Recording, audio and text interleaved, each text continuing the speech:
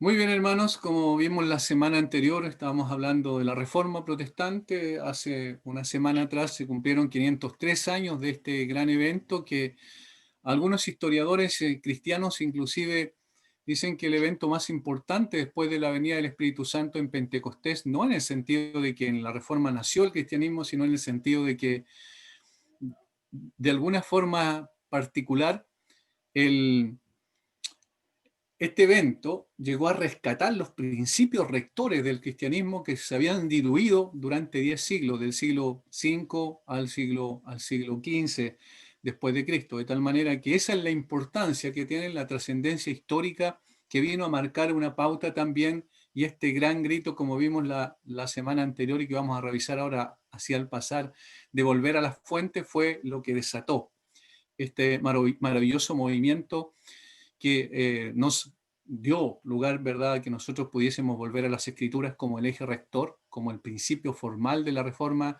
y a la justificación por la fe como el principio material de la Reforma. Estos son los dos pilares de la Reforma protestante, que no es otra cosa que el volver a lo que dice siempre las Escrituras. En la Escritura está plasmada la, el principio formal de que las Escrituras son la autoridad absoluta y máxima en materia de fe y conducta, y que la obra del Señor Jesucristo es suficiente para poder justificar al hombre a través de su justicia en la cruz del Calvario, al legarnos su justicia.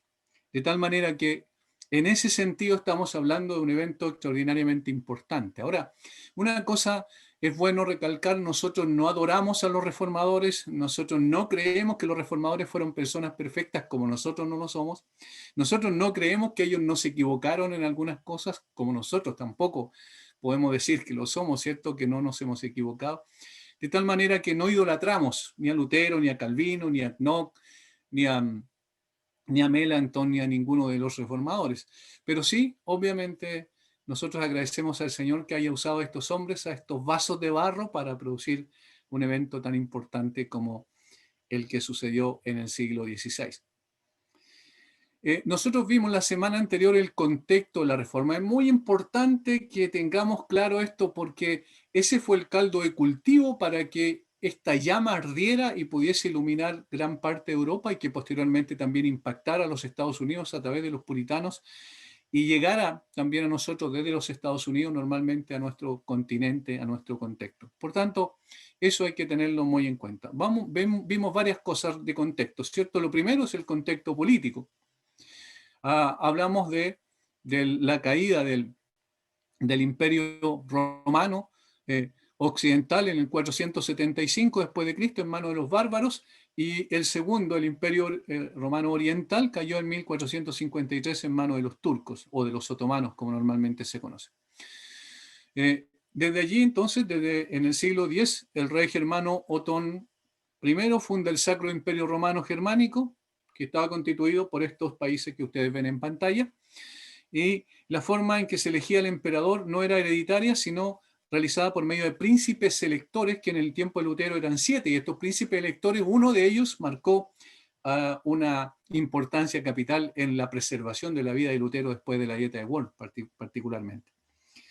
Eh, Luego, en el tiempo en que Lutero clavó las 95 tesis, poquito después, o sea, en el tiempo, ¿cierto?, de que Lutero compareció ante la Dieta de Worms en 1521, ya era el emperador Carlos I de España, o Carlos V, como también se le conoció. Eso en respecto al aspecto de gobernabilidad en términos políticos, pero también surgieron los estados nacionales, lo que posteriormente nosotros conocemos como naciones. Y este sentimiento nacionalista trajo como consecuencia la formación de estos estados nacionales, lo que significó que el Papa ya no enfrentaba a un señor feudal de poco poder, sino a un rey que tenía mucho más poder, y entonces se equilibraron las fuerzas en un sentido. Ya la Iglesia no gobernaba unilateralmente sobre el poder político, civil, sino que la situación había cambiado considerablemente por este asunto. El segundo aspecto era el social, como vimos, y que era producto de la decadencia del feudalismo. El feudalismo ya no era una realidad en ese tiempo, sino que a partir del siglo IX, y posterior al siglo IX, porque allí se desarrolló el feudalismo, pero posterior al siglo IX, en el siglo XIII, siglo XIV, ya la situación empezó a cambiar considerablemente en el aspecto social. Y este sistema, ¿cierto?, del feudalismo dividió a la sociedad en dos clases sociales, los privilegiados y los no privilegiados, pero decayó posteriormente, como vimos en el siglo XIV o siglo XV después de Cristo. Esta es más o menos la división social que había. Rey, obispos y abades estaban en la cúspide de la pirámide, en el medio señores feudales, eclesiásticos y caballeros, y finalmente la base burguesía, artesanos, sirvientes y campesinos, que era la parte más baja de la escala social en ese entonces. Eso en términos sociales. En términos religiosos, este es el tercer aspecto, que la iglesia tenía un poder absoluto a través de los sacramentos, estos 7 escalones que se suponía, ¿cierto?, que le daban la entrada al cielo a la persona.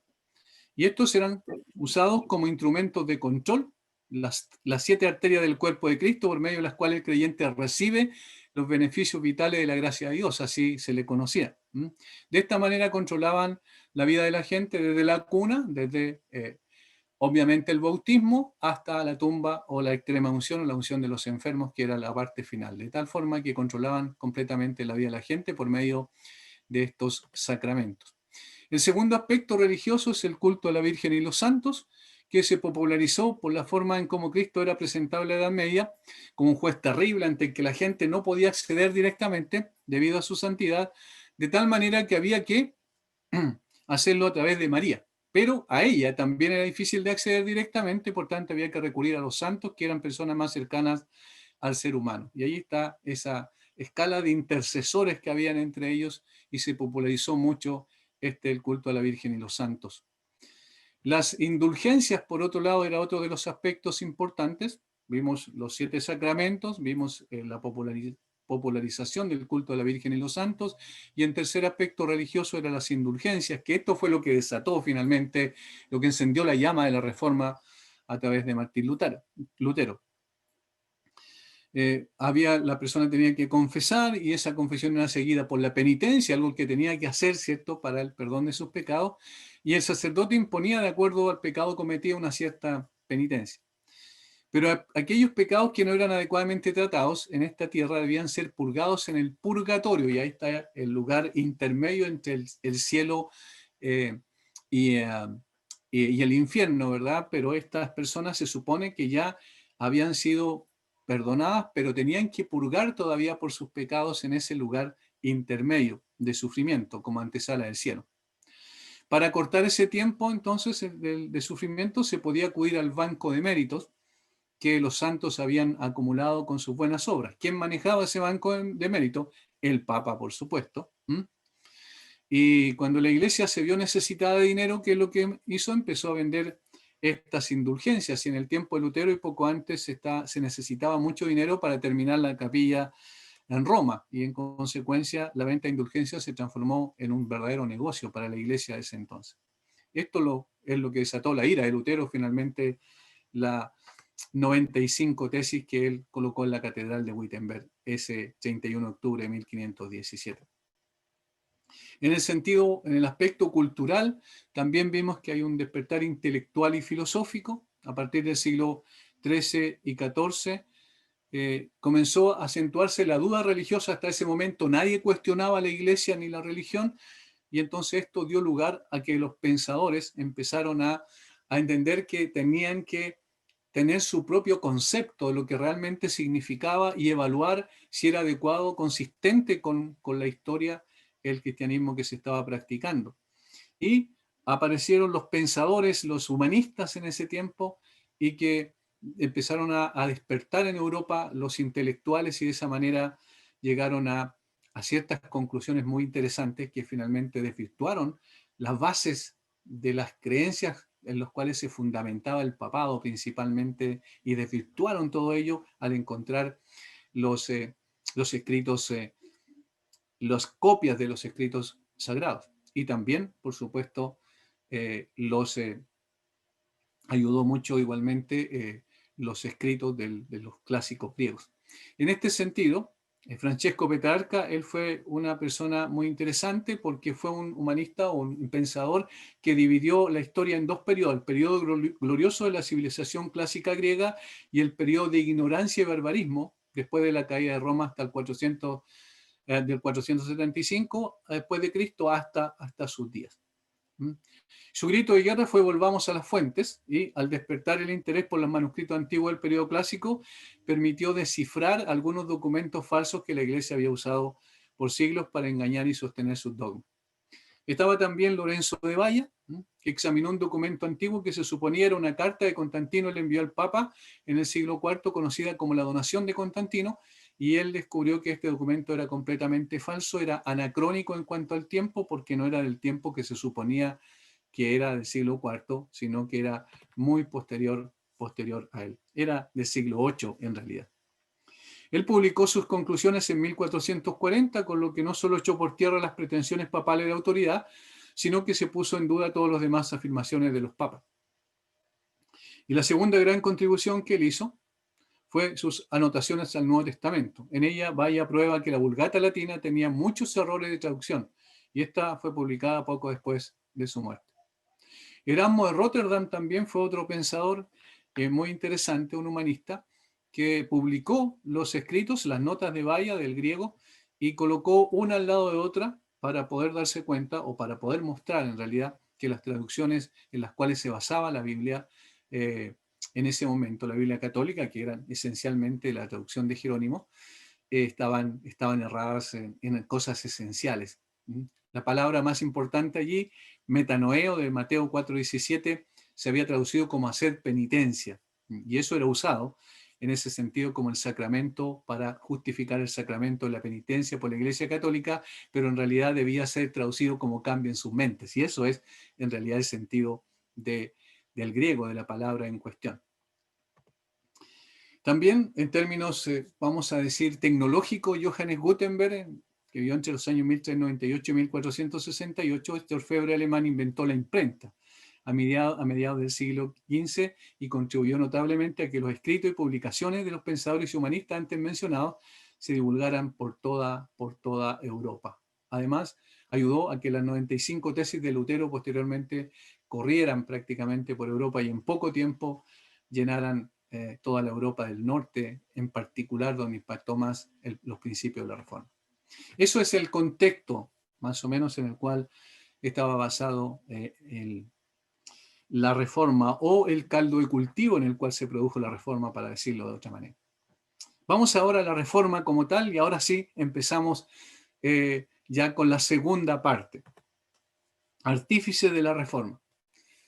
Primero, allí obviamente el principal artífice en este sentido fue Martín Lutero. No olvidando que hubieron antes otros prerreformadores que hicieron su contribución extraordinaria, como vimos anteriormente, como Juan Hus y Juan Wycliffe. Martín Lutero vivió entre los años 1483 y 1546. En 1505 obtuvo el título de maestro en artes, que implica lo mismo que doctor en filosofía. En julio de 1505 ingresa al convento de los agustinos en Erfurt. Era un monje agustino y la historia, yo creo que la mayoría de ustedes lo saben, la historia cuenta que él iba un día de lluvia y de tormenta y cayó un rayo muy cerca de él iba a caballo, cayó del caballo y él allí dijo que si preservaba la vida, en realidad le dijo a Santa Ana que le ayudara y que si le preservaba la vida él iba a entrar a ser un monje. Y hizo precisamente eso, con su mente todavía, ¿cierto? Un poco con mitos y todo este tipo de cosas y creencias supersticiosas. Finalmente eso le impulsó a entrar al convento de los agustinos en Erfurt.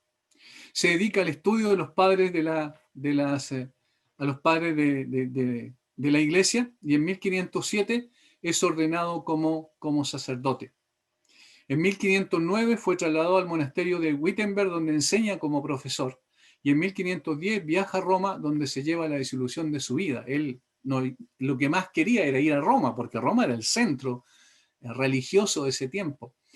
Y al estar allí se dio cuenta de la decadencia moral, espiritual y de todo tipo que se estaba manifestando en ese lugar. Volvió totalmente desilusionado de lo que vio. En 1511, de regreso de Roma, es ascendido en la universidad y nombrado vicario general provincial de la Orden de los Agustinos.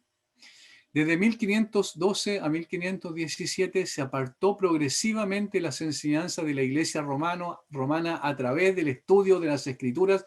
Comenzó a darse cuenta de las incongruencias y las inconsistencias de la fe que él profesaba. Todavía no había roto con la Iglesia romana propiamente tal, sin embargo, poco a poco se fue apartando, por lo que acabo de decir, al leer las Escrituras fue entendiendo que estaba equivocado o las personas que propagaban la fe del cristianismo en ese tiempo estaban equivocados en sus conceptos esenciales.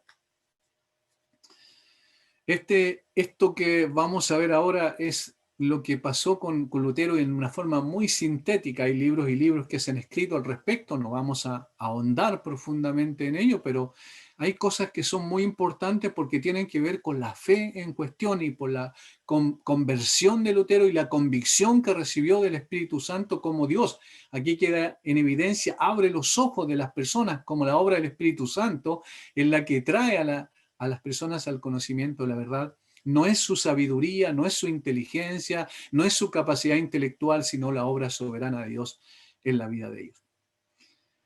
En una ocasión, cuando estaba celebrando su primera misa, Lutero, como sacerdote, cuando tenía que decir las palabras de consagración para que el pan se convirtiera, transubstanciación se llama eso, en la sangre y el cuerpo de Cristo, literalmente, eso es lo que dice la transubstanciación, que con las palabras del sacerdote, en una forma prácticamente mágica, el pan y el vino se convierten en la sangre y el cuerpo de Cristo, literalmente. Cuando Lutero estaba en esa parte esencial, su padre lo fue a ver, muy orgulloso porque era la primera misa de su hijo, y en ese momento cuando tenía que decir esas palabras se quedó perplejo, paralizado, sin poder decir absolutamente nada. Luego de un tiempo él explicó la razón de esto. ¿Por qué ocurrió esto con él, con Martín Lutero? ¿Qué pasó en ese momento? Y ahí él va a decir lo siguiente. Ante estas palabras de consagración, ¿cierto? Yo me quedé estupefacto y aterrorizado. Pensé para mí mismo, ¿con qué lengua voy a dirigirme a tal majestad? Si todos los hombres deberían temblar aún ante la presencia de un príncipe terreno. ¿Quién soy yo para levantar mis ojos y mis manos hacia la majestad divina? Los ángeles lo rodean. Uno solo de sus movimientos hace temblar la tierra. Y yo, un miserable y pequeño pigmeo, diré, yo quiero esto y pido aquello. No, es imposible, ¿verdad? Él entendía cuál era la condición de su corazón y la pequeñez e insignificancia delante de la majestad y la gloria y la grandeza de Dios. Lutero había entendido eso por el estudio de las Escrituras. Dice, porque yo soy polvo y ceniza, lleno de pecado, y estoy hablándole al Dios vivo, eterno y verdadero. Reitero esta última frase, porque yo soy polvo y ceniza, lleno de pecado, y estoy hablándole al Dios vivo, eterno y verdadero. ¿Notan las dos cosas que él tenía claras en su mente? Su pequeñez e insignificancia, es decir, tenía un concepto correcto antropológico. Él sabía que el hombre no era más que un gusano insignificante y además su corazón estaba lleno de pecado. No era más que polvo y ceniza. Y además tenía, por contraste, por supuesto, un concepto correcto de Dios. Al Dios vivo, eterno y verdadero. Majestuoso, dice antes. ¿Quién soy yo entonces para poder decirle a Dios, haz esto o aquello? Por supuesto, eso era una aberración para él. Aun cuando era un sacerdote y aun cuando había sido entrenado para realizar la misa de esta manera, creyendo de alguna manera que Dios le había dotado a los sacerdotes con un poder especial para decirle a Dios que transformara entonces el cuerpo o el pan y el vino en el cuerpo y la sangre literal del Señor Jesucristo, donde toda su divinidad y su humanidad estarían presentes y esencialmente. Por supuesto, él entiende que eso es imposible. Notan cómo las escrituras empezaron a abrir su entendimiento y esto es lo que finalmente se iba a transformar, digamos, en el hecho de que este hombre pudiese conocer profundamente al Dios de las Escrituras, conocer su propio corazón, su inmensa necesidad de Dios y llegar finalmente a los pies de Cristo. Cuando estaba en el monasterio, él tenía un concepto de su pecaminosidad además tremendamente grande. Cuando estaba en el monasterio, Lutero se esforzaba por agradar a Dios por medio de una rigurosa austeridad. Él pensaba que en sus manos estaba el someter su pecado. En sus manos estaba la capacidad de someter su pecado. Al respecto, él mismo escribiría posteriormente: yo era un buen monje y guardaba las reglas de mi orden tan estrictamente que si algún monje llegara al cielo por su monacato, habría sido yo. Todos mis hermanos en el monasterio que me conocían lo pueden verificar. Si hubiese seguido así por más tiempo, me habría matado a mí mismo con vigilias, oraciones, lecturas y otros trabajos. Cuenta la historia que él quedaba noches enteras afuera en Alemania en pleno invierno y casi se congelaba, tenían que tomarlo y llevarlo nuevamente a su celda, así se llamaban los lugares de habitación de los monjes, porque de lo contrario podía morir de frío. Y todo eso lo hacía para someter su cuerpo, porque él entendía que allí estaba la manifestación de su pecado. Sin embargo, era imposible. Había una desilusión grande en su corazón al hacer tantas cosas, al obrar de una u otra manera para someter el pecado y sentir que el pecado todavía estaba tan vivo como antes. Esta profunda convicción de pecado que tenía, por la culpa que lo acosaba en forma permanente, era algo que lo carcomía por dentro. La pregunta que no podía responder era esta, y esta es la pregunta esencial. ¿Cómo puede una persona injusta ser perdonada por un Dios justo? Muy parecido a lo que dice Job, ¿cierto? ¿Podrá el hombre ser justificado delante de Dios? ¿Podrá el hombre ser justificado delante de Dios? ¿El hombre injusto ser justificado delante de un Dios justo? Esta era la gran pregunta, la pregunta teológica más profunda que Lutero se hacía. ¿Cómo puede una persona injusta, y ahí estaba hablando de sí mismo, ser perdonada por un Dios justo? Y él dice, ¿no saben que Dios habita en luz inaccesible? Nosotros, criaturas débiles e ignorantes, queremos probar y entender la incomprensible majestad de la indescifrable y maravillosa luz de Dios. Nos preparamos y nos acercamos. ¿Qué hay de extraño entonces que esa majestad nos sobrecoja y nos quebrante? Otra vez se ve la extraordinaria visión que él tenía, correcta visión, bíblicamente hablando, de Dios. ¿No saben que Dios habita en la luz inaccesible? ¿Cómo yo me puedo acercar a Dios y puedo ser recibido por Él cuando en realidad debería fulminarme? Yo soy un hombre injusto, Dios es justo. Él sabía que Dios no podía dar por inocente al culpable. Eso lo tenía claramente establecido. No solo lo comprendía intelectualmente, sino que tenía la perspectiva adecuada de que Dios debía condenarlo. R.C. Sproul dice, Lutero había estudiado la ley del Antiguo Testamento.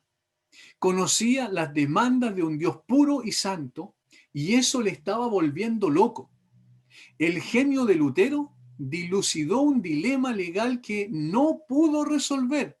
Parecía no haber solución posible. Es imposible que este Dios justo pueda perdonar a un hombre injusto como yo. Es imposible. Ese era el dilema legal. Yo me presento delante del trono justo de Dios, que es lo que merezco, o ser condenado. No hay ninguna otra posibilidad. Ahora, llegó un momento de todo su sufrimiento respecto a esa situación y que no podía encontrar la respuesta, a una experiencia que tuvo, que se le denomina la experiencia de la torre, y el propio Lutero explica su experiencia que cambiaría su propia vida y cambiaría en consecuencia de toda Europa en ese tiempo y tendría repercusiones hasta el día de hoy por el estallido de la Reforma que se produjo a través de la conversión de él y de allí en adelante se manifestó en todas partes cómo el hombre podía ser justificado por Dios sin dejar de ser Dios justo. No significa que él creó esta doctrina, sino que esta doctrina está plasmada en las Escrituras, pero había sido olvidada o se había perdido en la nebulosa de la religiosidad de ese tiempo, de tantos siglos en realidad. Había pasado, por supuesto, la Iglesia de Cristo siempre permaneció con algunos fieles, pero ahora el Señor abrió su corazón para que él pudiese entender aquello. Dice él mismo escribió lo siguiente: yo anhelaba grandemente entender la epístola de Pablo a los romanos. Él era profesor de romanos, de hecho. Y nada lo impedía sino una expresión: la justicia de Dios. Porque yo pensaba que se refería a la justicia de donde Dios es justo y trata justamente castigando al injusto, como vimos anteriormente, el dilema legal. Mi situación era, dice, que aún siendo un monje impecable, yo estaba frente a Dios como un pecador atormentado de conciencia. No podía zafarse del pecado que lo atormentaba, sabiendo que mis méritos no lo aplacarían, es decir, él reconoce que sus obras eran imposibles de que pudiesen salvarlo. Como resultado, dice, yo no amaba a un Dios justo y airado, más bien lo odiaba y murmuraba contra él. No quiero estar cerca de Dios, en otras palabras, lo que es lógico, porque voy a ser fulminado por un Dios de esa naturaleza. Sin embargo, dice, me aferraba al querido Pablo y tenía un gran anhelo por saber de qué estaba hablando respecto a la justicia de Dios. Noche y día yo reflexionaba hasta que vi la conexión entre la justicia de Dios y la declaración de que el justo por la fe vivirá. Y miren cómo el Señor le llevó a unir esas dos piezas que parecían totalmente imposibles de poder comprender y fusionar. Entonces entendí que la justicia de Dios es esa justicia por la cual, a través de la gracia y la pura misericordia de Dios, nos justifica por la fe. La justicia que se revela en el Evangelio es la justicia de Cristo. Mas el justo por la fe vivirá. ¿El justo por la fe vivirá en quién? Por la fe en Cristo es declarado justo. De allí en adelante, dice, sentí como si hubiese nacido de nuevo y hubiese entrado por las puertas del paraíso. Toda la escritura tomó un nuevo significado y donde antes la justicia de Dios me llenaba de odio, ahora llegó a ser para mí inexpresablemente dulce con gran amor. Este pasaje de Pablo fue para mí la puerta del cielo.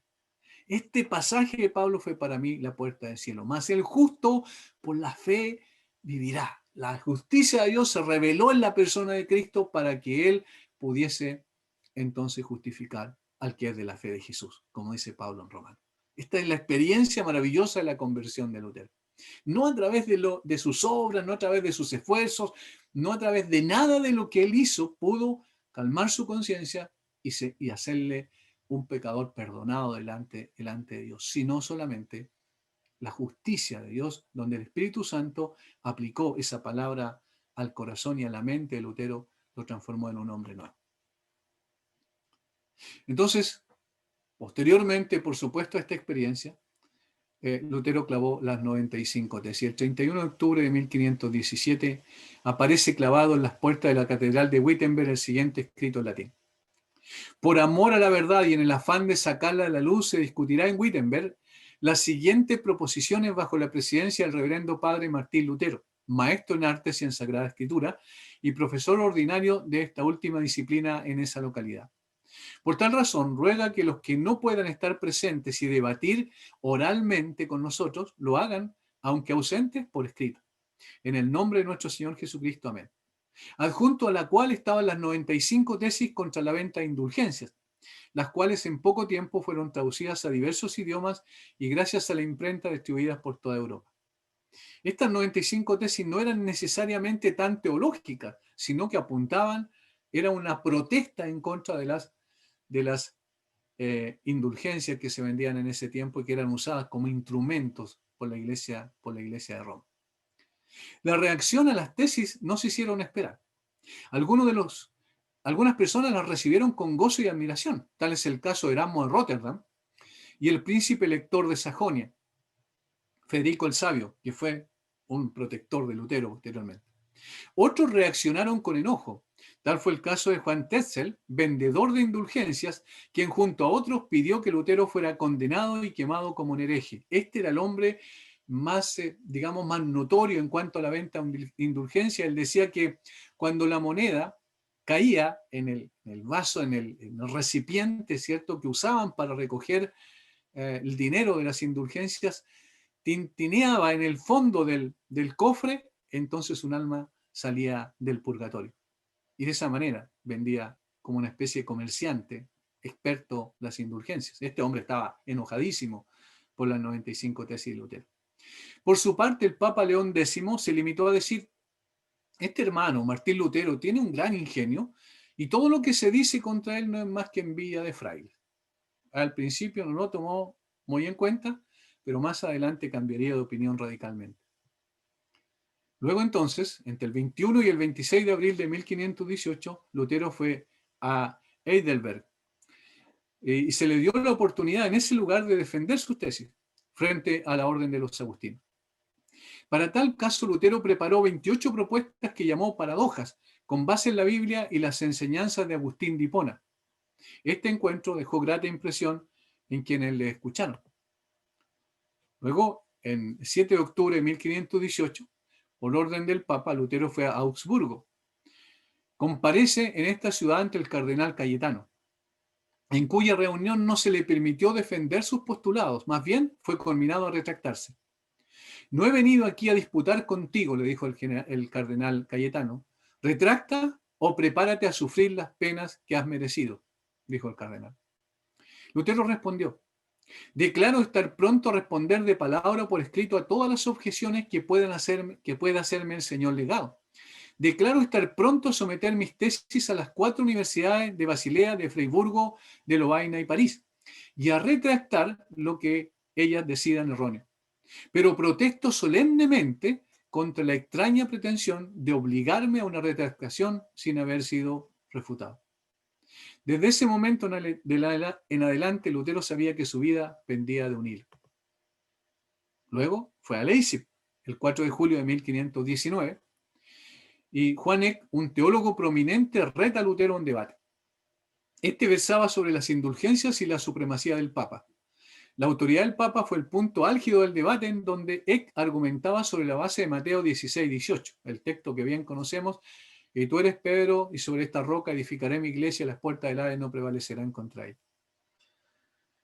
Y además de la cita de algunos padres de iglesia. Sin embargo, Lutero respondía citando al mismo Pedro, la primera carta, a Pablo en 1 Corintios 3:11, al Pablo en Efesios 1:22, en 4:15, en 5:23, y cita del mismo Jerónimo, el traductor de la Biblia al latín. Este debate se prolongó hasta el 15 de julio y terminó con Eck acusando a Lutero de ser un seguidor de Juan Hus. ¿Recuerdan a Juan Hus, el prereformador? 100 años después aproximadamente vivió Lutero, y él, sin saber, de hecho Lutero se quedó extrañado cuando le dijeron que era un seguidor de Juan Hus, y ahí empezó a examinar documentos antiguos y se dio cuenta que los principios que él defendía en cuanto a la fe eran similares a los que defendió Juan Hus. Y el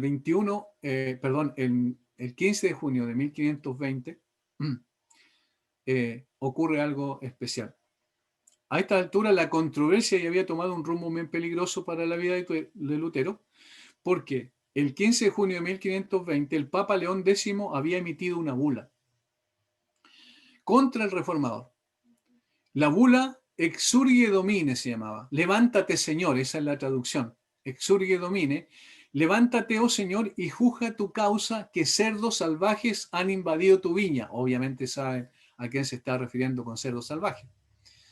Con la cual se excomulgaba y condenaba como hereje al reformador. Luego de lo cual los libros de Lutero fueron quemados en Roma. Y Lutero hizo lo mismo con la bula papal. De esta manera se rompía definitivamente el vínculo de Lutero con la Iglesia romana. Lutero no quería salir de la Iglesia de Roma, pero esto finalmente rompió el vínculo cuando él quemó públicamente la bula del Papa. Un año después, Lutero era llamado a comparecer en la Dieta de Worms ante el emperador y ante 6 electores, 28 duques, 11 marqueses, 30 obispos, 200 príncipes y unos 5.000 personas más para ser juzgado. Ahí estaba como lobo, o como, perdón, como oveja en medio de lobos, tal como el Señor dijo a sus discípulos que los envió. Estaba frente a todo el poder político y religioso de su tiempo, iba a ser juzgado, no para oír lo que él quería decir, sino simplemente para condenarlo. A Lutero se le permitió en la dieta de Worms, no se le permitió en la dieta de Worms defenderse. Solo se le hicieron 2 preguntas. Si los escritos que estaban sobre una mesa eran de él y si se retractaba de ellos. Estas 2 preguntas nada más. Estos escritos que están, pusieron sus libros en una mesa, le dijeron, ¿son tuyos? Y lo segundo, ¿te retractas de lo que escribiste allí? Lutero respondió afirmativamente a la primera sin titubear. Sí, esos son míos. Y pidió, y aquí está, hay una diferencia que lo que normalmente nosotros escuchamos casi como un héroe invencible, que Lutero en ese momento dijo inmediatamente las palabras que bien conocemos respecto a su defensa, que su palabra, la conciencia estaba cautiva a la palabra de Dios. Pero no fue en ese momento, sino que él estaba, imagínense, solo frente a todos los demás y todo el poder político, social y religioso de su tiempo, de tal manera que él pidió que se le diera tiempo para responder a la segunda pregunta. ¿Te retractas? Y es lógico que esto sea así, si era un hombre también con temores y todo esto. Y él pidió 24 horas para responder. La historia consigna que esa noche Lutero puso por escrito una oración conmovedora que muestra a un hombre impotente en sus propias fuerzas, buscando desesperadamente la ayuda de Dios para enfrentar a todo el poder del mundo que se cernía sobre él. Él sabía que estaba solo, él sabía que no tenía posibilidades de salir con vida prácticamente. Y él necesitaba el denuedo, el poder, la gracia de Dios para enfrentar a los que lo acusaban. Sproul dice, acertadamente para Lutero era su Getsemaní privado. Esta es la oración. Oh Dios todopoderoso, Dios eterno, cuán terrible es el mundo. Mira cómo su boca se abre para tragarme y cuán pequeña es mi fe en ti. Oh, cuán débil es la carne y cuán fuerte es el poder de Satanás. Si tuviera que depender de la fortaleza del mundo, todo se acabaría. La campana de la muerte ha sonado. La sentencia ha sido dictada. Oh Dios, oh mi Dios, tú ayúdame en contra de la sabiduría de este mundo. Haz esto, te lo ruego. Tú deberías de hacer esto por tu gran poder. La obra no es mía, sino tuya. Yo no tengo nada que ver aquí. No tengo nada por lo cual contender con estos hombres grandes del mundo. Preferiría vivir mis días con paz y felicidad, pero la causa es tuya y es justa y eterna. Oh Dios, ayúdame, oh Dios, fiel e inmutable. Yo no me apoyo en el hombre porque sería vano. Lo de los hombres es inestable. Todo lo que procede de él fallará. Dios mío, ¿no me escuchas? Dios mío, ¿acaso no vives más? No, tú no puedes morir, solamente te estás ocultando. Me has escogido para este trabajo, yo lo sé. Por eso, oh Dios, cumple tu voluntad. No me abandones por el amor de tu amado Hijo Jesucristo, mi defensa, mi escudo y mi fortaleza. Señor, ¿dónde estás? Dios mío, ¿dónde estás? Ven, te lo ruego, estoy listo. Mírame preparado para ofrecer mi vida por tu verdad, sufriendo como un cordero porque tu causa es santa y es solo tuya. No te dejaré ir, no, ni aún por la eternidad.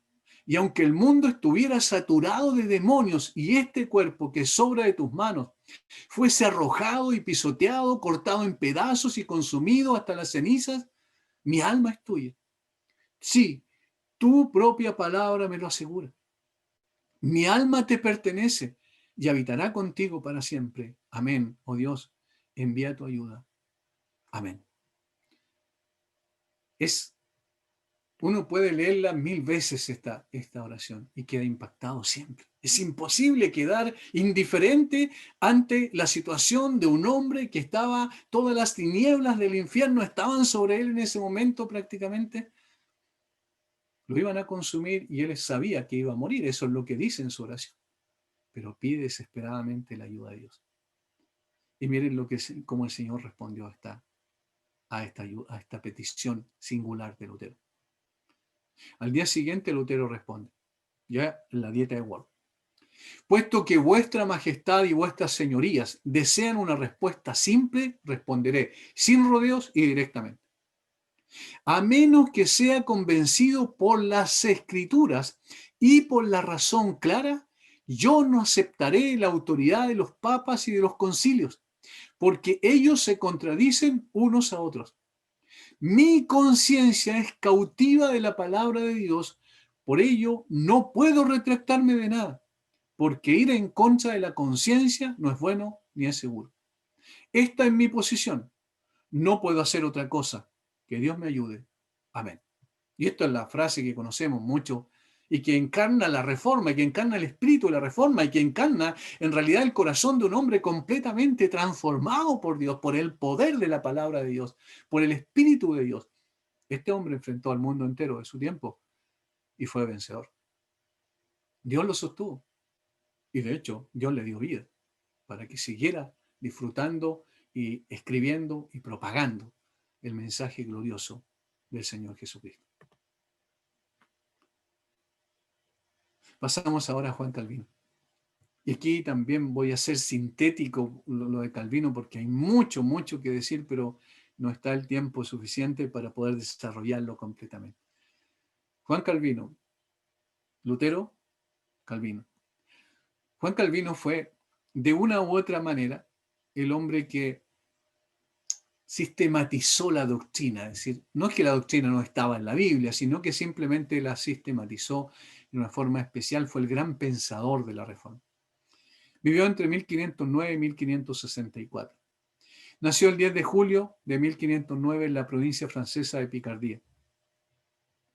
El 1 de noviembre de 1533 ocurrió un evento, un incidente especial en la Universidad de la Sorbona en Francia. En un discurso de inicio del año académico por parte del rector Nicolas Cop, amigo de Calvino, el rector expresa una fuerte crítica al sistema religioso imperante y defiende la justificación por la fe, es decir, lo que Lutero obviamente creía. Y corre el rumor de pasillo que el discurso había sido hecho por Juan Calvino. Ante la reacción de la iglesia, obviamente contraria, Cop y Calvino huyen de París. Era evidente que Calvino se había unido a la Reforma. Ya había sido impactado por los principios rectores de la Reforma y él también había adherido a esos principios, considerando que obviamente estaban en las Escrituras. Luego de su ida de París, Calvino comienza a escribir su famosa obra Institución de la religión cristiana, que yo creo que la mayoría conoce. No significa que la leyó completamente, pero sí la conoce como la obra cúlmine del pensamiento de Lutero en términos de cristianismo, de teología. De Calvino, quiero decir, donde plasma su pensamiento teológico. La primera edición es publicada en 1536, una edición muy acotada. Dicho pensamiento teológico se centra en la soberanía absoluta de Dios y el señorío de Cristo. Estos son ejes rectores, hermanos, que tenemos que tener muy claro porque eso es lo que la Biblia siempre ha dicho. La soberanía de Dios es absoluta y el señorío de Cristo. Sobre todo en la salvación del pecador y su impacto en todos los sistemas sociales. Y esto es muy importante que lo entendamos. Lamentablemente, y hemos de reconocer que a nosotros no nos llegaron los principios de la Reforma como tal, no nos llegó estos pensamientos que abarcaban todo el quehacer del ser humano, sino que esencialmente estaban más fundamentados en la justificación por la fe y en la salvación personal, pero no en la transformación que producía esa salvación personal y la visión que la persona tenía después de la obra del Señor en nosotros de todos los aspectos del quehacer humano. Pero Calvino se dedicó a mostrar eso, el impacto en todos los sistemas sociales. Para Calvino el cristianismo debía aplicarse a todas las esferas de la vida y no tenía que ver con una religión privada, sino que esta religión iba a poder darle la capacidad de poder observar, interpretar toda la realidad subyacente. Esto generó toda una cosmovisión cristiana. De allí podemos entender que la cosmovisión son lentes, como hemos visto anteriormente en estas charlas, con los cuales la persona ve todo desde la perspectiva de Dios y entonces interpreta la realidad y aplica consistentemente las implicancias de la salvación a todas las esferas de la vida humana. Calvino formuló una comprensión inclusiva del cristianismo que impactó todas las áreas de la vida del creyente y de la sociedad. Tanto Lutero como Calvino lucharon por una comunión directa con Dios. Ahí no había ninguna contradicción entre ellos, pero Lutero lo tomó del lado subjetivo, antropológico, la salvación personal, y no del lado objetivo, cosmológico, como lo hizo Calvino. En el sentido de que el principio de partida de Lutero fue el principio especial soteriológico de la fe que justifica. Mientras que el principio mucho más extenso de Calvino estuvo en el principio general cosmológico de la soberanía de Dios. Es decir, que Dios no solo era Señor de la persona que salvaba, no solo era Señor de la iglesia, sino que era Señor de toda la creación. Eso dice Abraham Kuyper en su libro respecto al pensamiento calvinista. Este pensamiento mucho más amplio produjo un cambio profundo, una influencia rotunda en todas las esferas sociales, políticas, económicas, culturales, de arte, de todo tipo de cosas en la Europa del siglo XVII y posterior. El calvinismo, así se le llama, ¿cierto?, al pensamiento de Calvino. Posteriormente, algunas personas empezaron a ampliar ese pensamiento. Es una cosmovisión del mundo en donde todo se articula en torno al gran pensamiento de la visión de Dios como el soberano de este mundo y el hombre como una criatura destinada a vivir para la gloria de este Dios. Aquí están los ejes rectores. Dios es soberano de este mundo y el hombre es una criatura hecha para la gloria de Dios. ¿Y eso de dónde sale? De la Biblia. Isaías 43:7. Todos los llamados de mi nombre, para gloria mía los creé, los formé y los hice. Ese es el propósito de la creación. Esa es la razón de la existencia del hombre en la tierra, es vivir para la gloria de Dios. Y como Dios es Señor de todo, entonces todo lugar donde yo vivo y todo lo que yo hago debe ser para la gloria de Dios. Si soy una persona que saca papas en el campo, yo lo hago para la gloria de Dios. Si soy una persona que estoy en el ministerio, lo hago para la gloria de Dios. Si soy un médico, lo hago para la gloria de Dios. ¿Entienden? Es decir, impactó de tal manera a la cosmovisión del pensamiento sacado, que brota de las escrituras, ¿cierto?, en todas las esferas del quehacer social, económico, político y cultural de ese tiempo. Y esto, hermanos, es un principio fundamental que nosotros hemos de rescatar en el día de hoy. No se trata de una religión particular de día domingo el cristianismo. No se trata de una religión particular de algunos días que nos reunimos como iglesia, sino se trata de todos los días, 24 horas del día, 7 días en la semana, 30 días en el mes, 365 días del año, en todas las esferas. Yo tengo que ser consciente de que Dios gobierna sobre todas esas esferas y en consecuencia yo vivo en todas esas esferas para la gloria de Dios.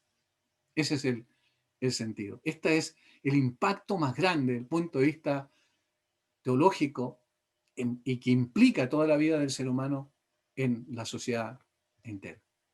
Veamos algunos aspectos. En la economía, la ética protestante, según Max Weber, reconocido economista y sociólogo alemán, fallecido en 1920, el estudio y dominio de la naturaleza en la ética protestante respondía a dos razones básicas: glorificar a Dios y hacer bien al prójimo. Estos eran los principios esenciales. Y miren qué es lo que produjo eso. Max Weber presenta la tesis de que la ética y las ideas puritanas, que a la vez son una derivación del calvinismo, los puritanos que llegaron posteriormente a Estados Unidos, influyeron en el desarrollo del capitalismo. En el desarrollo del capitalismo, la ética del trabajo protestante, la visión de un uso racional de las riquezas y los recursos dados por Dios, una vida austera y la creación de un Estado de Derecho. Miren todos los ámbitos de los que estamos hablando. Aquí entramos ya a economía y economía política, si ustedes se fijan. La ética del trabajo protestante, es decir, yo salgo a trabajar pensando que voy a honrar al Señor con mi trabajo. Yo no salgo a trabajar con otro objetivo en mente y en consecuencia mi rendimiento va a crecer sustancialmente en la medida que soy consciente que Dios está presente y no solo presente, sino que gobierna sobre todas las esferas de mi vida. La ética protestante es la que dio lugar a las grandes naciones ricas de Europa hasta el día de hoy. La ética protestante es la que dio lugar a la fundación de una nación como los Estados Unidos. El uso, la visión de un uso racional de las riquezas, de los recursos dados por Dios, todo es de Dios y en consecuencia yo voy a administrar correctamente porque es de Dios y lo voy a hacer para su gloria. La creación de un Estado de Derecho donde todas las instituciones funcionan, los sistemas republicanos posteriormente, ¿cierto? Como bien sabemos, donde está el Poder Ejecutivo, el Poder Legislativo y el Poder Judicial, todos estos funcionan adecuadamente y constituyen lo que conocemos como Estado de Derecho. Todos estos fueron factores que contribuyeron a la acumulación de capitales. Creció mucho el capital y entonces también creció la creatividad e innovación en el proceso de enseñorearse sobre la tierra y su creación. ¿Ese mandato dónde está? En Génesis. En Génesis está ese mandato. El Señor dijo que se enseñoreara de todo lo que Dios mismo creó. Todo lo pusiste debajo de sus pies. Ovejas, bueyes, todo ello. Eso lo dice David en el Salmo 8. Notan que no es algo nuevo, sino que es la articulación de los principios bíblicos esenciales aplicados a todos los aspectos de la vida de la persona, en función de dos cosas, la soberanía de Dios y la gloria de Dios.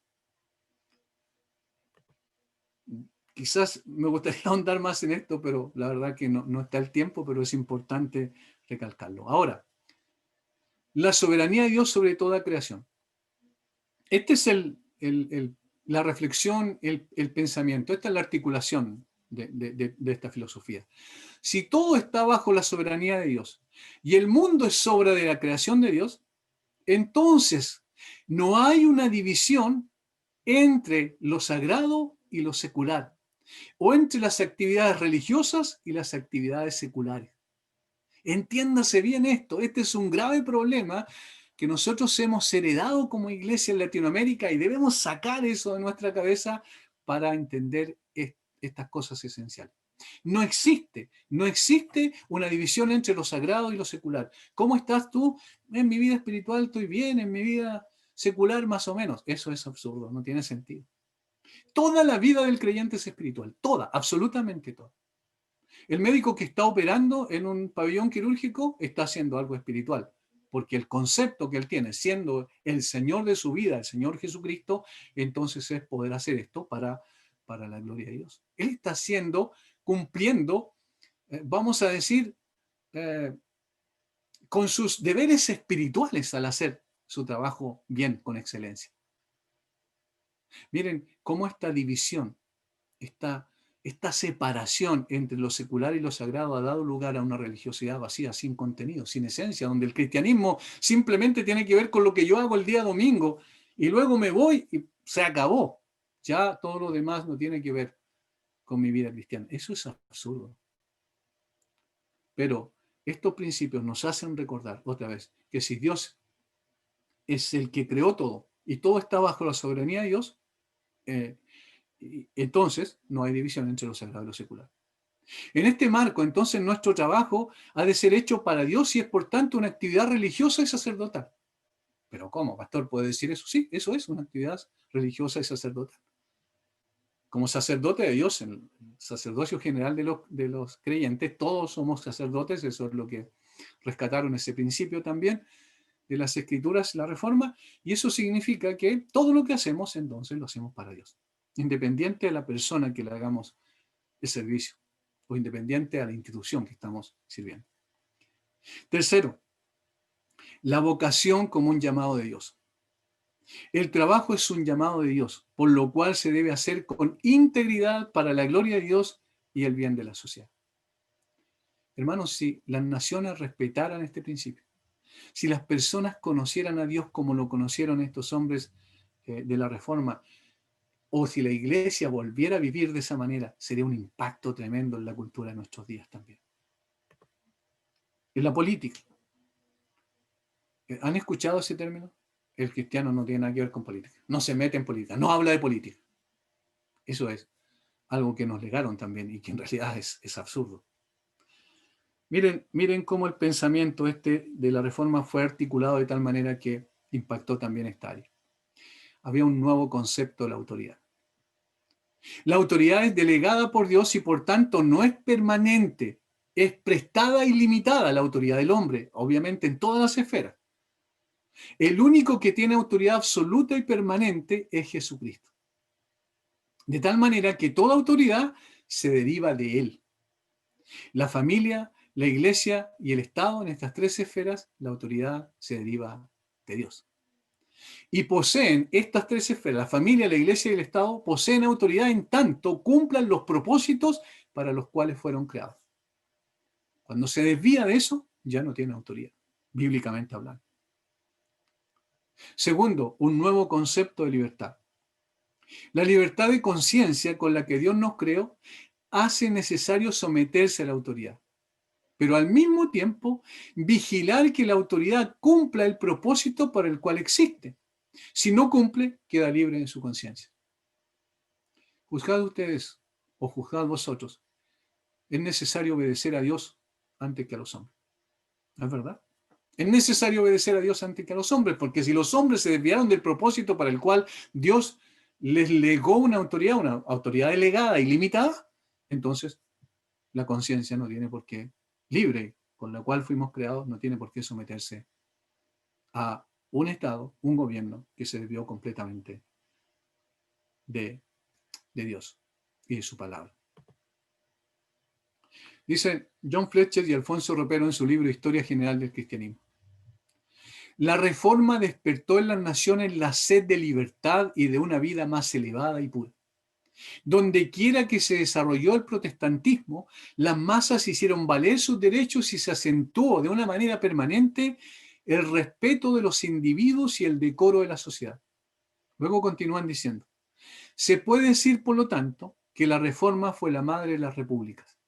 Allí brotó el concepto de república. También citando al historiador Biller, dice, las repúblicas poderosas tienen su cimiento en la reforma. Los principios republicanos que ha introducido en todas las naciones son más eficaces que las armas. Las naciones más fuertes, las naciones que permanecen, las naciones donde hay más prosperidad, las naciones donde hay más paz, son las que guardaron los principios de la reforma. Tercero, un nuevo concepto de la institucionalidad. En 1644, el presbiteriano escocés Samuel Rutherford, un muy reconocido autor y ministro puritano calvinista, publicó un libro titulado Les Règles, lo que significa la ley rey. El libro trata de este debate. ¿Quién es superior, el rey o la ley? ¿El rey tiene que someterse a la ley o tiene una autoridad por encima de la ley? La respuesta de la reforma era clara.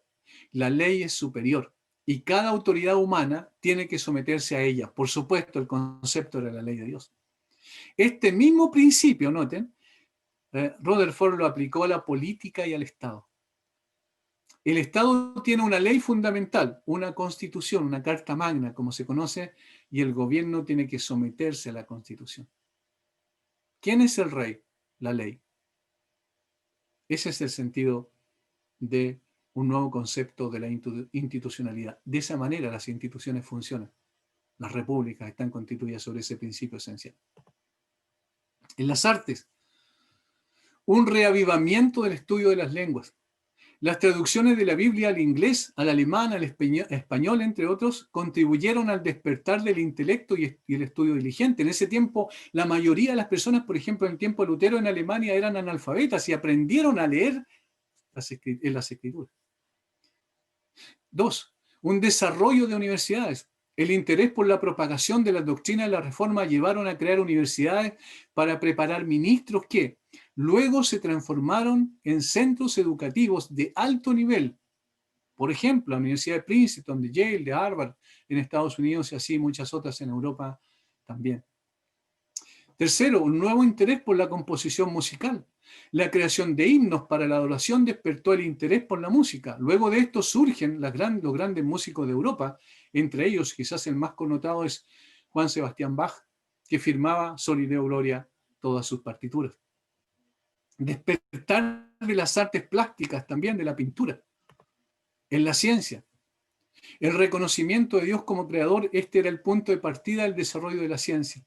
Era el principio rector que incentivaba la experimentación y el descubrimiento de leyes que gobernaban la naturaleza y que eran plausibles de conocer. En 1662 se funda en Inglaterra la Sociedad Real para el Mejoramiento del Conocimiento Natural. En los primeros años, casi todos sus miembros eran hombres religiosos. Entre ellos estaba Isaac Newton y Robert Boyle, grandes científicos que hasta el día de hoy se reconocen como tales. Y en teología, obviamente, ya lo hemos visto, ¿cierto? Las 5 solas que posteriormente se plasmaron en la realidad, no estaban en ese momento, pero sí se plasmaron en la realidad las famosas 5 solas. Sola Escritura, solo Cristo, solo fe.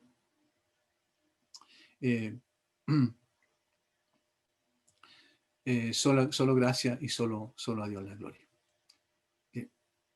No podemos seguir extendiéndonos, pero hermanos, esto es maravilloso. Esto fue lo que trajo a nosotros la Reforma Protestante. Estas son las contribuciones extraordinarias que hasta el día de hoy gozamos gracias a la Reforma. Como dije, no adoramos a los reformadores, pero sí reconocemos que fueron hombres comunes y corrientes que el Señor dotó de una manera especial y les dio el valor para poder plasmar, volver a retomar los principios rectores del cristianismo ya revelados en las Escrituras. Espero que pueda servir también como antecedentes generales para lo que implica nuestro cristianismo en el día de hoy y cómo, y voy a terminar con esto, cómo podemos nosotros aplicarlo en el día de hoy. Esto escribí yo en 2018 respecto a la necesidad de la reforma. El autoritarismo eclesiástico, el formalismo religioso, el analfabetismo bíblico, la comercialización de la fe, entre otras, hicieron urgente el surgimiento de la Reforma en el siglo XVI. El paisaje religioso que se aprecia hoy en las iglesias evangélicas no es muy diferente. El surgimiento de apóstoles y profetas, siervos ungidos que exigen obediencia absoluta y aceptación ciega a sus mandatos, entre otros, autoritarismos varios dan cuenta de la similitud con el siglo XVI. El formalismo religioso en la actualidad también es indiscutible. Del mismo modo, la falta de conocimiento bíblico es alarmante. Un gran porcentaje de cristianos evangélicos no podrían explicar ni articular los fundamentos básicos de la fe que dicen profesar. La comercialización de la fe con los pactos, la siembra de la semilla, las maratones televisivas y radiales que exigen dinero de los creyentes a cambio de bendiciones especiales, es una epidemia generalizada en la actualidad. Por estas cosas y muchas más, se hace urgente la necesidad de una reforma en la iglesia del siglo XXI. ¿Qué piensan ustedes? Les dejo a consideración. Podemos abrir los micrófonos nomás, Cristian, para que los hermanos puedan opinar. Pastor, ¿podría dejar de compartir pantalla para ver más como perspectiva a los hermanos? Perfecto. Gracias. Bueno, la hermana Alicia nos dejaba un comentario, decía: maravilloso estudio, gracias Pastor, nos deja un gran desafío por delante a vivir en obediencia a la palabra de Dios. Yo creo que es pensamiento que también comparto y la mayoría de lo que estuvimos aquí también. Así que ahora, como bien usted dijo, Pastor, por favor que puedan participar dando sus opiniones, aportes o también preguntas. A veces surgen preguntas en medio de la exposición, pero el tiempo propicio para hacerla es ahora. Así que, Muy hermano, bien. quedo atento. Sí, Pastor. No, está bien. Adelante. Matías, hermano Matías. Así que, adelante. Sí, muchas gracias. Primero que todo, agradecerles la oportunidad. No sé si se escucha bien, porque tengo problemas de un internet inestable. Pero estaba me estoy tratando de poner al día con las charlas que ustedes han mantenido ya por varias semanas con relación a estos temas de vital importancia para todos nosotros. Bueno, yo les hablo desde Costa Rica. Lamentablemente vi que también Costa Rica sirvió como un mal ejemplo en cuanto a las palabras de un pastor en relación a, al matrimonio homosexual. Pero bueno, ese no es el tema que quería comentar, sino que lo que yo he visto con relación a lo que he venido escuchando de los temas de ustedes es que hay un hilo conductor en cada una de las charlas que se han mantenido y donde el campo de batalla sigue siendo el mismo, sigue siendo la mente del ser humano.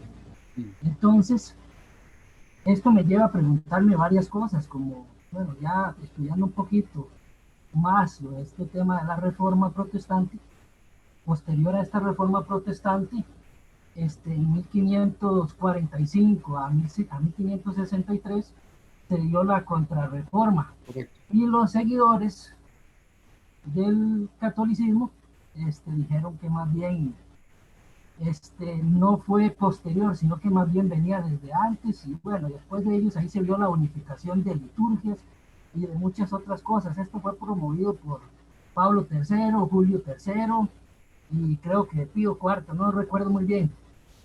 Pero ahora lo que me preocupa es que siempre cuando hay un avance con relación a la verdad, siempre el enemigo busca mezclar la mentira con la verdad. Un ejemplo de ello es el movimiento ahora llamado el ecumenismo. Entonces yo quería saber la opinión de ustedes como lugar de congregación con referente a este tema del ecumenismo, porque se nos presenta como una restauración de la unidad de los cristianos. Sabemos que eso, realmente eso no es así. Eso lleva a una mentira muy grande, porque en 2 Corintios 6:14 nos habla del yugo desigual.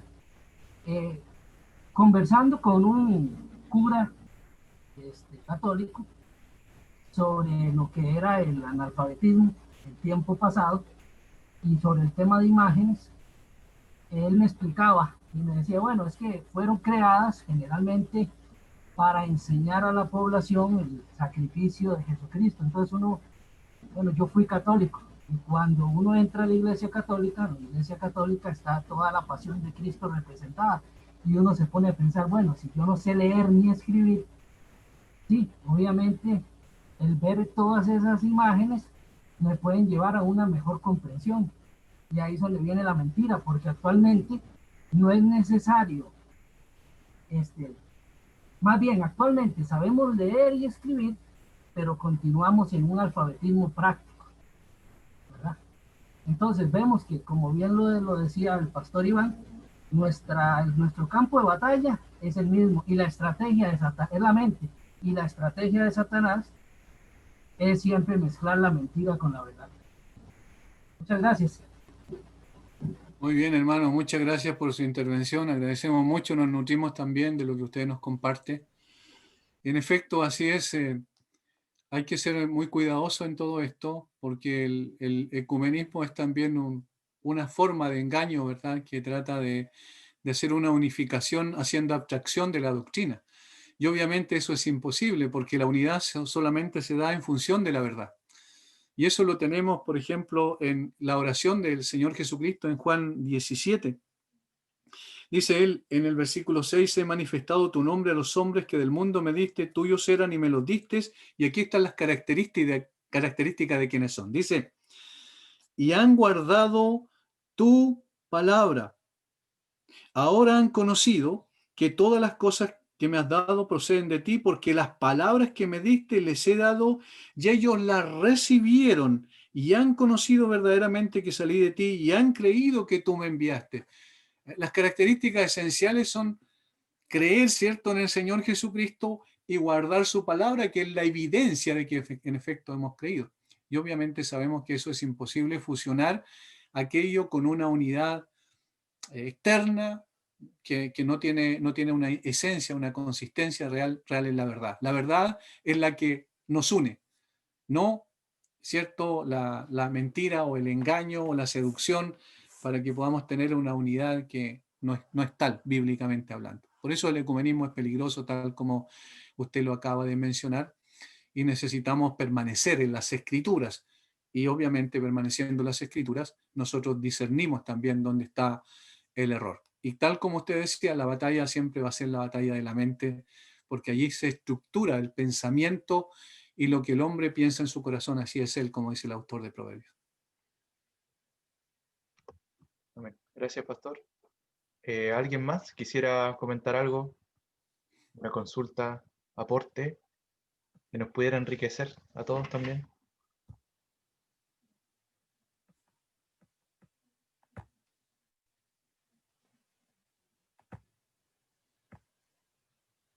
Quedamos pensativos todos, creo yo, ¿eh? Después de la exposición.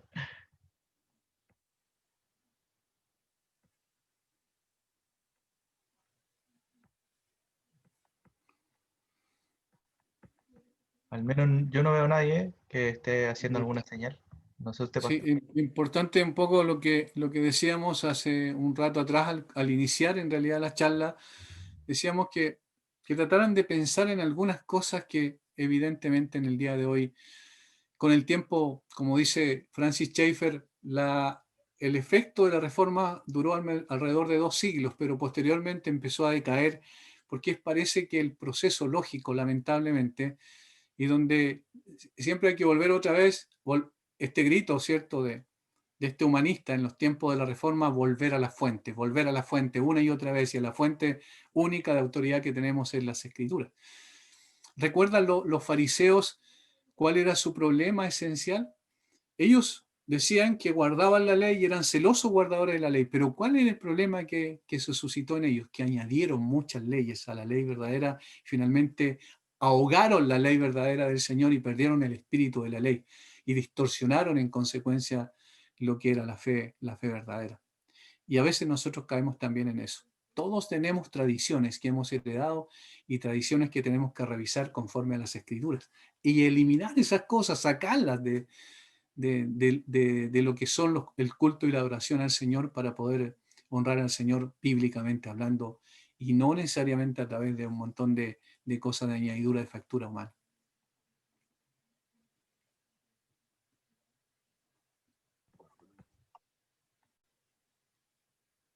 Adelante, hermanos.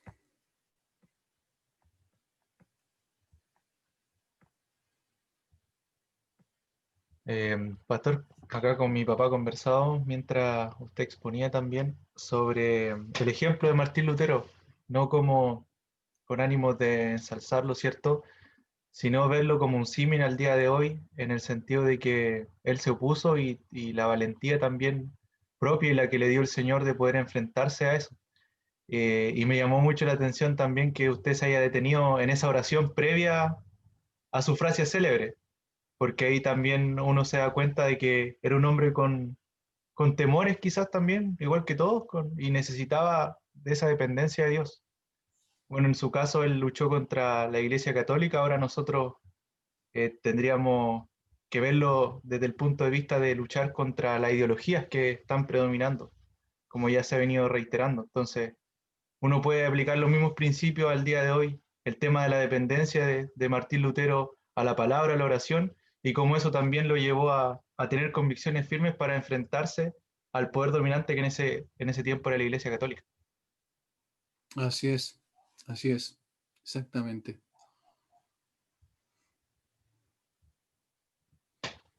Hermano Cristian, lo noto pensativo. No sé si quiere intervenir. Sí, sí, me leyó el lenguaje paraverbal, estaba bien pensativo, hartas cosas. Meditando harto en lo que mencionaba de Lutero, es inevitable no hacer un diagnóstico psiquiátrico. ¿Ah? Efectivamente, Lutero estaba loco, con las prácticas que hacía, las cosas con las que intentaba acallar su conciencia. No es que rayen, entran claramente en la locura. Ahora, Spruce hace una pregunta bien interesante. Finalmente, ¿quién está más loco? ¿Lutero que reaccionaba de esa manera ante la ira que colgaba de Dios sobre su cabeza?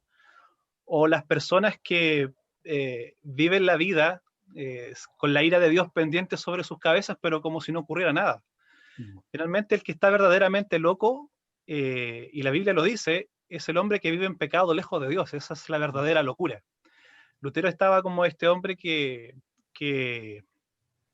Juan Bunyan describe en su libro, ¿cierto? Con la carga sobre su espalda, que su familia pensaba efectivamente que estaba loco. Lo que pasa es que no encontraba la solución a este dilema de cómo resolver su situación con la justicia de Dios. Entonces vemos que la cura de la locura de Lutero se produjo precisamente en esa experiencia que usted mencionaba de la torre, cuando él por fin entiende que la solución a su situación era la justicia de Dios no retributiva, sino la justicia de Dios imputada. Y creo que ahí Lutero recibió la cura no solo para el pecado de su alma, sino también para poder darle paz a su alma y paz a su conciencia. Finalmente, la locura de Lutero fue una locura buena que lo condujo a la cruz. Muchas veces los ataques que la Iglesia Católica hace hacia el protestantismo, sobre todo hacia la figura de Lutero, es precisamente enrostrar estas costumbres y hábitos extravagantes que tenía Lutero antes de su conversión. Cosas que rayan en realidad fuera de la lógica, como usted mencionaba, de pasar noches enteras en el frío, por ejemplo, en pleno invierno en Alemania. Pero todo esto brotaba, como dice Sproul, del genio de Lutero, de que se daba cuenta de que su vida estaba en conflicto con la justicia de Dios. Entonces, finalmente, muy magistralmente, el hermano Sproul en su libro La Santidad de Dios conduce todo esto hacia esta pregunta. Finalmente, ¿quién está más loco? ¿Lutero con sus extravagancias o las personas que viven lejos de Dios sabiendo que están en contra de la voluntad de Dios? Así que eso nos hace un poco poder entender en realidad estas extravagancias del hermano Lutero. Así que pensaba en eso mientras usted exponía. Y lo otro que me llamó mucho la atención igual fue el impacto que tuvo la reforma en la vida secular de todas las personas, y cómo lo unió con la vida espiritual, que es lo correcto. Y eso nos hace hacer todas las cosas para la gloria de Dios. Lamentablemente en Latinoamérica, como no recibimos la reforma propiamente tal, sino que el cristianismo que recibimos fue básicamente el catolicismo, nunca entendimos esto. El catolicismo siempre vio el trabajo como una consecuencia de la caída, del pecado, por lo tanto nunca valoró el trabajo como algo para Dios y exaltaba solamente las labores eclesiásticas de los católicos. Y eso permeó en las iglesias evangélicas y no entendimos el concepto de trabajar para la gloria de Dios hasta hace muy poco que la reforma comenzó, digamos, a influir en nosotros. Así que yo doy gracias a Dios por esa enseñanza, porque de verdad que en mi vida igual me impactó. Pese a que uno era cristiano y trataba de ser piadoso también en los estudios y en el trabajo, no entendía esto de trabajar y estudiar y hacerlo todo para la gloria de Dios. Así que doy gracias a Dios por eso, porque de verdad que en mi vida, en mi ministerio, en mi trabajo, eso también me ha impactado. Quería mencionar eso. Muy bien, muchas gracias por su aporte, por supuesto. Aquí creo que también entiendo que esto lo enseñó, o los que siguieron a Calvino, o el mismo Calvino, que habló de tres tipos de relaciones: la relación con Dios, la relación del hombre con el hombre y la relación con el mundo. Y en la relación con el mundo es interesante porque el romanismo, para ellos la relación que había era la jerarquía de Roma, ¿cierto? En el medioevo, la iglesia y el mundo, una encima del otro. La primera, la iglesia, como siendo santificada, y el segundo como estando bajo la maldición. Entonces, la iglesia era la esfera santificada y el mundo bajo maldición. Todo lo que estaba fuera de la iglesia estaba bajo la influencia del demonio. Así lo planteaba la iglesia del romanismo. Y el calvinismo, al contrario, digamos, en los principios rectores, al ubicarse ante el trono del rostro de Dios, decía, el calvinismo no solamente honró al hombre por ser semejanza de Dios, sino también al mundo por ser creación de Dios. Fíjense lo interesante esto. Honró al hombre por ser semejanza de Dios, hecho imagen y semejanza de Dios, y honró también al mundo por ser creación de Dios, de tal manera que no sataniza al mundo, sino que lo entiende como creación de Dios, y como creación de Dios no puede ser satanizado. Ahora, pues pone además delante el gran principio de que hay una gracia particular con la cual Dios obra para salvación en el hombre y una gracia común con la cual Dios mantiene la vida del mundo. ¿Entendieron estos dos principios? La gracia particular con la cual Dios obra para salvación en la persona individual y la gracia común con la cual Dios sostiene la existencia del mundo. Y por eso ha creado ciertas esferas, por ejemplo, la misma esfera del gobierno humano. Y de esa manera, entonces, ya para el cristiano genuinamente el mundo no es que está bajo maldición, sino que el mundo está corrompido por causa del pecado del hombre. Sin embargo, el que detiene el proceso de corrupción es la intervención de la iglesia y su manifestación en el mundo. De tal manera, entonces, que aquí hay una situación totalmente distinta. No es que uno esté sobre el otro como aplastándolo y como satanizando uno y santificando a otro, sino que la vida de la iglesia en medio del mundo es la que santifica. Y eso es interesante, porque precisamente eso es lo que nosotros nunca vimos, nunca percibimos. Incluso ya siendo creyentes, nosotros no nos dábamos cuenta de eso. Y la verdad es que cómo el mundo o la iglesia contribuye a evitar la corrupción en el mundo, obviamente a través de la participación en todas las esferas de la vida, un médico en su área, un abogado en su área, qué sé yo, un carpintero en su área, haciendo las cosas para la gloria de Dios, va mostrando una idea totalmente distinta de lo que significa el cristianismo. Porque aquí hay una persona que hace las cosas con excelencia. ¿Y por qué tú trabajas así? Porque yo trabajo para Dios. ¿Entiendes? Y ahí se produce un efecto de detención de la corrupción. Es decir, ahí estamos siendo sal del mundo, que es precisamente uno de los efectos de la sal, y estamos siendo luz del mundo. Entonces, la diferencia es sustancial y es muy interesante porque de esa manera glorificamos al Creador. No diciendo para la gloria de Dios, sino viviendo para la gloria de Dios, en efecto y en verdad. Amén. Pastor, podríamos tener quizás la última intervención si alguien quedó ahí con algo que decir por el tema de la hora también. No Correcto. porque yo quiera terminar, sino porque podríamos estar escuchando acá y seguir con las diapositivas que parece que le quedaron ahí pendientes. Lo dejamos ahí. Entonces, damos la última oportunidad. Y bueno, si no hay nadie más, eh, Bueno, quizás, sí, quizás decir lo último, Cristian, nada más. Hermanos, siempre como hemos dicho en charlas anteriores, la idea es que puedan servir esto. Y obviamente ustedes también que se inquieten para seguir indagando y conociendo más profundamente la historia. En el día de hoy asistimos a un tiempo complejo donde quieren borrar la historia de un plumazo. Quieren dejarnos sin historia. Y eso es interesante, porque sin historia nosotros perdemos el sentido de las raíces que tenemos. Y cuando un árbol se olvida de las raíces, obviamente se viene abajo.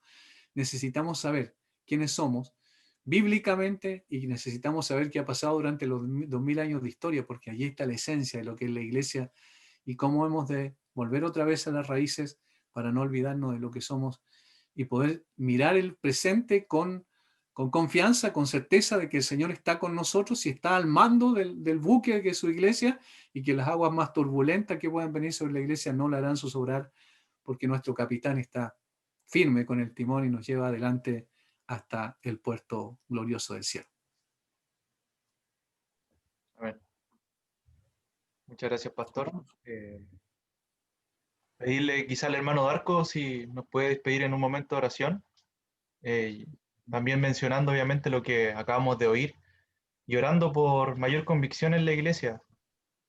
Yo creo que una de las cosas más importantes que también se ha tratado de recalcar, que cada uno de manera individual crezcan sus convicciones y asimismo las congregaciones en las cuales pertenecemos. Así que, hermano Darco, por favor, si nos puede despedir en oración. Padre amado, Señor, te damos las gracias por este tiempo, Señor. Gracias también porque Usted es nuestro Dios, nuestro Padre, soberano y nuestro Señor. Gracias por esta charla, Señor, en la cual usted habla a nuestras vidas, nos enseña también, Señor. Gracias por tu palabra, Señor, por este tiempo. Gracias porque edificas a tu iglesia, mi Señor. Pedimos y rogamos que tú, Señor, afirmes nuestras convicciones, Señor. Que también nos llenes, Señor, de un deseo ferviente de poder buscar imperiosamente, por medio de su palabra, mi Señor, cómo conducirnos en este mundo, mi Señor. Podamos ser prácticos, Señor. Podamos ser vivenciales también con respecto a tu voluntad, Señor, a lo que tu palabra nos dice, cómo debemos vivir, Señor. En nuestros trabajos, en nuestros quehaceres diarios, mi Señor, en todo el contexto de nuestra vida, mi Señor, diaria. También agradecemos, Señor, a usted por nuestro pastor, Señor, porque usted le fortalece, le da también sabiduría para poder guiar a nuestra congregación, Señor, a nuestros hermanos. Agradecemos por su vida, Señor. Gracias también por cada uno de los hermanos presentes, que también usted le bendiga, mi Señor. En Cristo Jesús, en méritos gloriosos, oramos. Amén. Amén. Muy bien, hermanos, bendiciones. Gusto